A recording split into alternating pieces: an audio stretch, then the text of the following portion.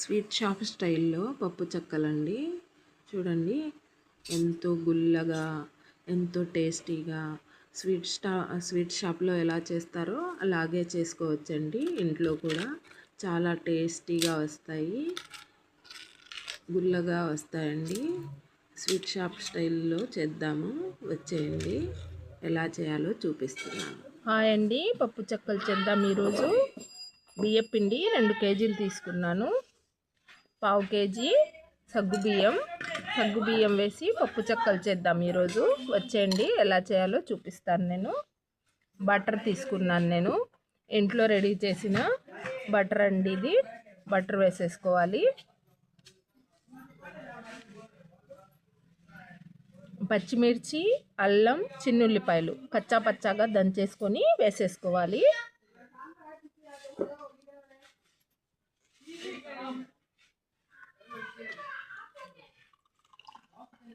నానబెట్టిన పెసరపప్పు కూడా వేసేస్తున్నాను.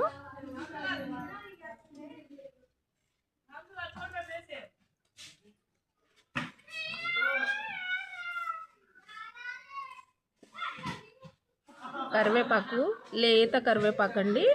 ఇలా లేత కరివేపాకు వేస్తే పప్పు చెక్కలు చాలా టేస్టీగా వస్తాయండి. పప్పు చెక్కల కోసం వేస్తున్నాను నేను. చూడండి, లేత కరివేపాకు. చూడండి, ఉప్పు వేస్తున్నాను. ఎవరి టేస్ట్ని బట్టి వాళ్ళు ఉప్పు వేసుకోవాలి. మొత్తం నీళ్లు పోసి చక్కగా కలిపేసుకోవాలండి. చూడండి, నీళ్లు వేస్తున్నాను. నీళ్లు వేసేసి కలిపేసుకుందాం. కలిపేసిన తర్వాత ఈ కన్సిస్టెన్సీలో రావాలండి. ఇలా ఉండాలి. చూడండి, ఇలా ముద్దవ్వాలి. మరీ అంత గట్టిగా కాదు, మరీ అంత మెత్తగా కాదు. పూరీ ప్రెస్ తీసుకొని పూరీ ప్రెస్ నుంచి చెక్కలు ప్రెస్ చేసుకుందాం. చూపిస్తాను, వచ్చేయండి. ఇలా ఒక చిన్న ముద్దలా చేసేసుకొని దీని మీద ఇలా పెట్టేసి పూరీ ప్రెస్లో వేసేయడమే, ఇంకేం లేదు. ఇలా ప్రెస్ చేసుకోవాలి. చూడండి, ఇలా వచ్చేస్తాయి. ఇదిగోండి పప్పు చెక్కలు. ఇలా మీరు కూడా ఒకసారి ట్రై చేయండి. ముబీనాస్ బెస్ట్ కిచెన్ని సబ్స్క్రైబ్ చేసుకోండి, లైక్ చేయండి, షేర్ చేయండి, కామెంట్ చేయండి. పొయ్యి మీద బాండి పెట్టేసి గోల్డెన్ కలర్ వచ్చేదాకా చక్కగా ఫ్రై చేసుకోవాలండి. ఎంతో గుల్లగా, ఎంతో టేస్టీగా వస్తాయండి. చూడండి, ఈ కలర్ వచ్చేదాకా చక్కగా వేయించేసుకోవాలి.